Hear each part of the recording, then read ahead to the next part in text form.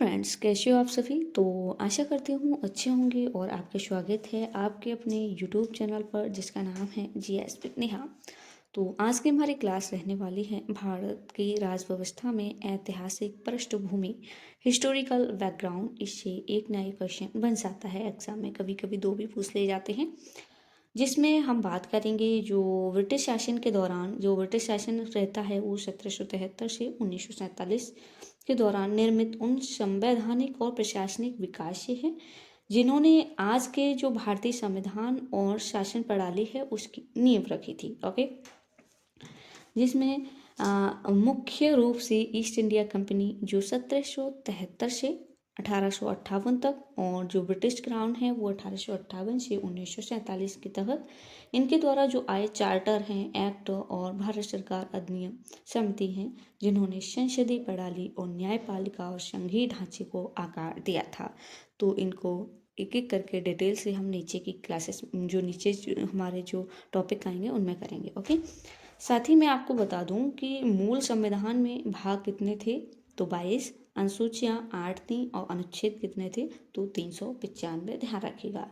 वर्तमान संविधान में भाग कितने हैं, 25, अनुच्छेद 470 प्लस हैं और अनुसूचियां कितनी हैं, तो 12। ओके, ध्यान रखिएगा वर्तमान संविधान में। तो देखते हैं ऐतिहासिक पृष्ठभूमि, हिस्टोरिकल बैकग्राउंड। महारानी एलिजाबेथ प्रथम ने 31 दिसंबर 1600 में ईस्ट इंडिया कंपनी को एक चार्टर प्रदान किया। ओके, इस चार्टर ने कंपनी को पूर्व में भारत सहित व्यापार करने का विशेष अधिकार दिया था। इस चार्टर के माध्यम से कंपनी का शासन ये 1773, यहाँ ठीक है टाइपिंग मिस्टेक है, 1773 से 1858 तक रहता है। और सबसे पहले आता है रेगुलेटिंग एक्ट, ये ध्यान रखिएगा, इनसे क्वेश्चन बनते हैं। बंगाल के गवर्नर को बंगाल के गवर्नर जनरल में बदल दिया गया था, जो रेगुलेटिंग एक्ट 1773 था, इसके थ्रू। बंगाल के पहले गवर्नर जनरल वॉरेन हेस्टिंग्स थे। गवर्नर जनरल की सहायता के लिए 4 सदस्यों की कार्यकारी परिषद का गठन किया गया था। मुंबई और मद्रास प्रेसिडेंसियों को बंगाल के अधीन कर दिया गया और कोलकाता में सुप्रीम कोर्ट की स्थापना 1974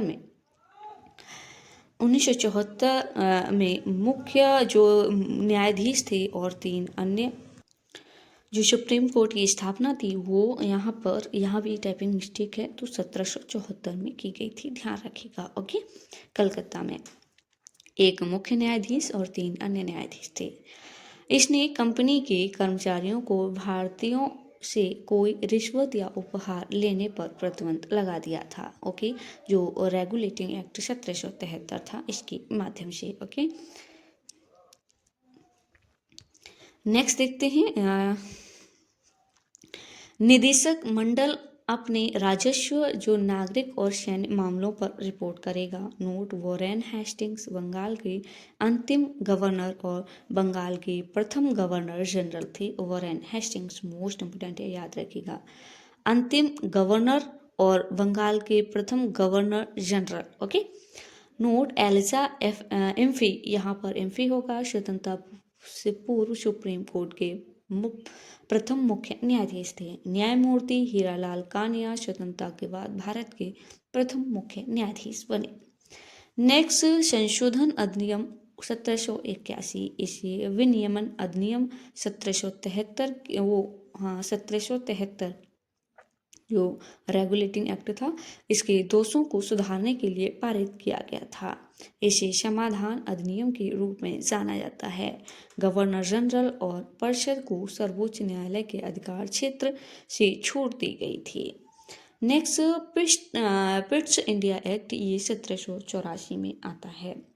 इसने प्रशासनिक मामलों के प्रबंधन के लिए नियंत्रण बोर्ड यानी दोहरी नियंत्रण प्रणाली यहीं से शुरू की गई थी, याद रखिएगा। ओके, नेक्स्ट, दोहरा नियंत्रण, जिसे आधी रोटी प्रणाली भी कहा जाता है, इसे 2 भागों में बांटा गया।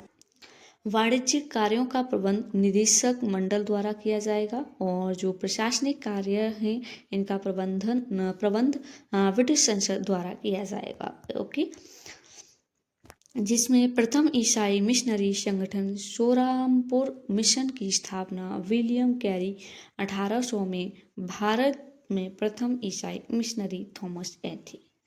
नेक्स्ट उसके बाद 1813 का चार्टर अधिनियम आया। इसने भारत में कंपनी के व्यापार एकाधिकार को समाप्त कर दिया। जो 1813 का चार्टर अधिनियम था, चाय के व्यापार और चीन के साथ व्यापार पर कंपनी के एकाधिकार को जारी रखा। इसने भारत में कंपनी के क्षेत्र के ब्रिटिश राज को संप्रभुता पर जोर दिया। इसने ईसाई मिशनरियों को भारत आने की अनुमति दी। ईसाई धर्म को बढ़ावा देने के लिए भारतीय शिक्षा पर खर्च करने के लिए 1 लाख रुपए आवंटित किए। भारत में स्थानीय सरकार को व्यक्तियों पर कर लगाने और ऐसा न करने पर उन्हें दंडित किए जाने का अधिकार दिया गया था। 1813 का जो चार्टर अधिनियम था, इसके थ्रू ध्यान रखिएगा। 1833 का जो चार्टर अधिनियम था, जिसे सेंट हेलेना अधिनियम के नाम से जाना जाता है। 1833 का चार्टर बंगाल के गवर्नर जनरल को भारत का गवर्नर जनरल बनाया गया था। प्रथम लॉर्ड विलियम बेंटिक थे। ध्यान रखिएगा, जो भारत का जो गवर्नर जनरल प्रथम था, उसका नाम क्या था? तो Lord William Bentinck. Okay. Mumbai और मद्रास के गवर्नर को उनकी विधायी शक्तियों से वंचित कर दिया गया। इसने ईस्ट इंडिया कंपनी की वाणिज्यिक निकाय के रूप में गतिविधियों को समाप्त कर दिया। यह पूरी तरह से प्रशासनिक निकाय बन गया। चीन के साथ अधिकार व्यापार खोल दिया इसने। जो 1833 का चार्टर अधिनियम था, इसी में इसने सिविल सेवकों के चयन के लिए खुली प्रतियोगिता की जो प्रणाली थी वो शुरू करने का प्रयास किया था। ओके। राज्यपाल की जो कार्यकारी परिषद थी, इसमें कानून का एक सदस्य होगा, इसमें कहा गया। नेक्स्ट 1853 का चार्टर एक्ट, जिसमें गवर्नर जनरल की परिषद के जो विधायी और प्रशासनिक कार्य थे उनको अलग किया गया। इसके तहत विधान परिषद के रूप में 6 नए सदस्यों को परिषद में शामिल किया गया। इसने सिविल सेवाओं के लिए खुली प्रतियोगिता शुरू की। उधर प्रयास किया गया था, इसमें शुरू कर दी गई। इसने भारतीय क्षेत्रों में कंपनी शासन का विस्तार किया, लेकिन इसकी अवधि निर्दिष्ट नहीं की गई थी। भारतीय विधान परिषद में स्थानीय प्रतिनिधित्व पेश किया गया। गवर्नर जनरल की जो परिषद थी, उसको 6 विधान सदस्यों में 4 सदस्य जो थे वो मद्रास, बम्बई, बंगाल और आगरा से थे। स्थानीय सरकार द्वारा नियुक्त किए गए थे। जो 6 जो विधान सदस्य थे, उनमें से 4 मद्रास, बम्बई, बंगाल और आगरा से ओके नियुक्त किए गए। नेक्स्ट उसके बाद ब्रिटिश ताज का शासन आता है। यहाँ पर टाइपिंग मिस्टेक है, ताज। ओके। ब्रिटिश ताज का शासन ये 1858 से 1947 तक रहता है। भारत सरकार अधिनियम 1858, जिसे रानी की घोषणा के नाम से जाना जाता है। ईस्ट इंडिया कंपनी को समाप्त कर दिया गया तथा शासन क्षेत्र और राजस्व की शक्तियां ब्रिटिश क्राउन को हस्तांतरित कर दी गईं। इसने भारत के गवर्नर जनरल का पद नाम बदलकर भारत का वायसराय कर दिया। भारत का प्रथम वायसराय, जिसका नाम लॉर्ड कैनिंग था, ये भारत के प्रथम वायसराय बने। नियंत्रण बोर्ड और निदेशक मंडल को समाप्त करके दोहरी सरकार की प्रणाली को समाप्त कर दिया गया। इसने भारत के लिए सिविल का एक नया कार्यालय बनाया, जिसे 15 सदस्यीय परिषद द्वारा सहायता प्रदान की गई, जिससे भारतीय प्रशासन को पर पूर्ण अधिकार और नियंत्रण दिया गया। ध्यान रखिएगा। नेक्स्ट भारत परिषद अधिनियम 1861 भारतीयों को कानून बनाने की प्रक्रिया से जोड़ा गया। ध्यान रखिएगा, भारत परिषद अधिनियम 1861 से 1862 में वायसराय लॉर्ड कैनिंग ने 3 भारतीयों को विधान परिषद में मनोनीत किया। 3 को बनारस के राजा थे, पटियाला के महाराजा और सर दिनकर राव। इन 3 जो राजा थे, इनको ये 3 भारतीय थे जिनको शामिल किया था। किसमें? तो जो विधान परिषद था उसमें मनोनीत किया और ये जो कानून बनाते थे उसमें शामिल किया गया। और इसके बाद क्या हुआ, इसने मुंबई और मद्रास प्रांतों को विधायी शक्तियां बहाल करके विकेंद्रीकरण की प्रक्रिया शुरू की। इसने बंगाल, उत्तर पश्चिमी प्रांत और पंजाब के लिए नई विधान परिषद की स्थापना का भी प्रावधान किया। 1859 में लॉर्ड कैनिंग द्वारा शुरू की गई पोर्टफोलियो प्रणाली को मान्यता दी गई। इसने वायसराय को आपातकाल के दौरान विधान परिषद की सहमति के बिना आदेश जारी करने का अधिकार दिया और ऐसे अध्यादेश की यहाँ पर अध्यादेश होगा और ऐसे अध्यादेश की जो अवधि थी वो कितने माह थी, तो 6। ओके, ध्यान रखिएगा। उसके बाद भारत परिषद अधिनियम 1892, इसने अप्रत्यक्ष चुनाव शुरू किया। इसने वित्तीय मामलों पर चर्चा की अनुमति दी और सदस्यों को कार्यपालिका से सवाल पूछने की अनुमति दी, जिससे जवाबदेही बढ़ी। ओके, भारत परिषद अधिनियम 1892 था। नेक्स्ट, भारतीय परिषद अधिनियम 1909। ओके, भारत परिषद, यहाँ 3 नहीं होगा, भारत परिषद अधिनियम 1909, ध्यान रखिएगा। इसे ये मोस्ट इम्पोर्टेंट है, इसे क्वेश्चन पूछे जाते हैं। इसे मॉर्ले मिंटो सुधार अधिनियम भी कहा जाता है। लॉर्ड मॉर्ले ये राज्य सचिव और लॉर्ड मिंटो ये भारत के वायसराय थे। केंद्रीय और प्रांतीय दोनों विधान परिषदों का आकार बढ़ाया गया। केंद्रीय विधान परिषद में सदस्यों की संख्या 16 से बढ़ाकर 60 कर दी गई। भारत परिषद अधिनियम 1909 के तहत सदस्य केंद्रीय विधान परिषद में सरकारी बहुमत और प्रांतीय विधान परिषद में गैर सरकारी बहुमत से इसने भारतीयों को वायसराय और गवर्नर के कार्यकारी परिषद के साथ जुड़ने का प्रावधान किया।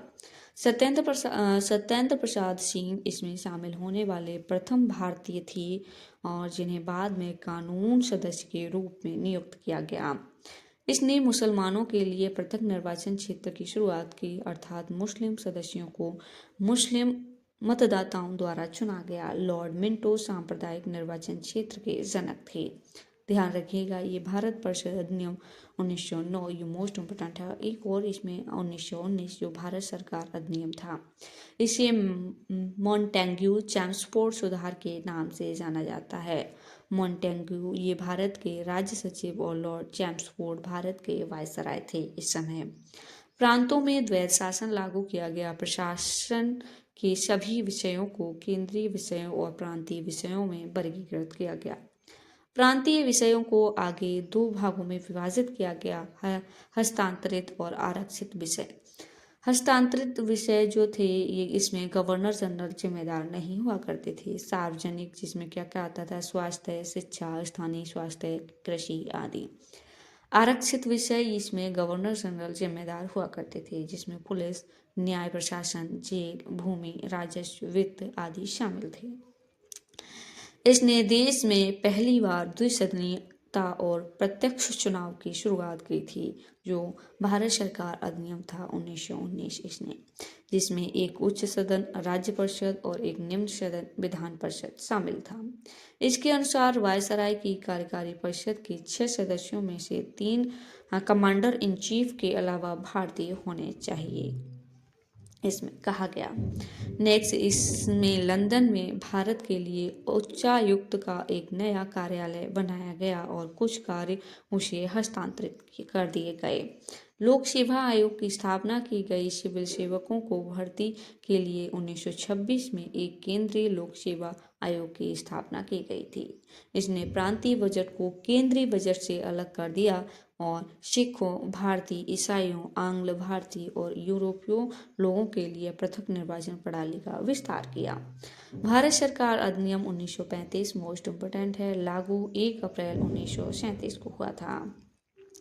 इसने प्रांतों में द्वैध शासन को समाप्त कर दिया और केंद्र में द्वैध शासन लागू किया। केंद्र को स्वायत्तता प्रदान की। इसमें एक अखिल भारतीय संघ की स्थापना का प्रावधान किया गया था, जिससे प्रांतों और रियासतों को इकाई के रूप में शामिल किया गया। ध्यान रखिएगा, इसने 11 में से 6 प्रांतों में द्विसदनीयता व्यवस्था लागू की। बंगाल, मुंबई, मद्रास, बिहार, असम और संयुक्त प्रांत। संयुक्त प्रांत का वर्तमान नाम क्या है, ये आपको कमेंट बॉक्स में बताना है। ये बताना है संयुक्त प्रांत ये किसका जो प्राचीन नाम है। ओके, ध्यान रखिए। इसने अनुसूचित जातियों और महिलाओं और मजदूरों के लिए कुछ सीटें आरक्षित की और इससे वयस्क मताधिकार का विस्तार किया। कुल जनसंख्या के केवल 14% वोट देने का अधिकार था। भारतीय रिजर्व बैंक की स्थापना हुई। संघीय लोक सेवा आयोग, प्रांतीय लोक सेवा आयोग और संयुक्त लोक सेवा आयोग की भी स्थापना की गई थी। सभी न्यायालयों की स्थापना 1937 में की गई। वर्मा भारत से अलग कर दिया गया था। अधिनियम ने केंद्र और इकाइयों के बीच शक्तियों को 3 सूचियों में विभाजित किया: संघीय सूची, प्रांतीय सूची और समवर्ती सूची। अवशिष्ट शक्तियां वायसराय को दी गईं, जिसमें 15 सदस्य वाली परिषद को समाप्त कर दिया गया था। ध्यान रखिएगा, जो भारत सरकार अधिनियम 1935 था, इसके थ्रू ध्यान रखिएगा। भारतीय स्वतंत्रता अधिनियम 1947, इसने भारत में ब्रिटिश भारत को समाप्त कर दिया। 15 अगस्त 1947 से भारत को एक स्वतंत्र और संप्रभु राज्य घोषित किया गया था। भारत का विभाजन किया गया। ब्रिटिश राष्ट्रमंडल से होने के अधिकार के साथ भारत और पाकिस्तान नामक 2 स्वतंत्र राज्यों का निर्माण किया गया था। ध्यान रखिएगा। इसने वायसराय के पद को समाप्त कर दिया और एक गवर्नर जनरल की व्यवस्था की, जिसे एक ब्रिटिश राजा द्वारा डोमिनियन कैबिनेट की सलाह पर नियुक्त किया जाना था। इसने भारत सचिव के पद को समाप्त कर दिया और उसके कार्यों को राष्ट्रमंडल मामलों के सचिव को स्थानांतरित कर दिया। इसने 15 अगस्त 1947 को रियासतों पर ब्रिटिश सर्वोच्चता और जनजातीय क्षेत्र के साथ संधि संबंधों की समाप्ति की घोषणा की।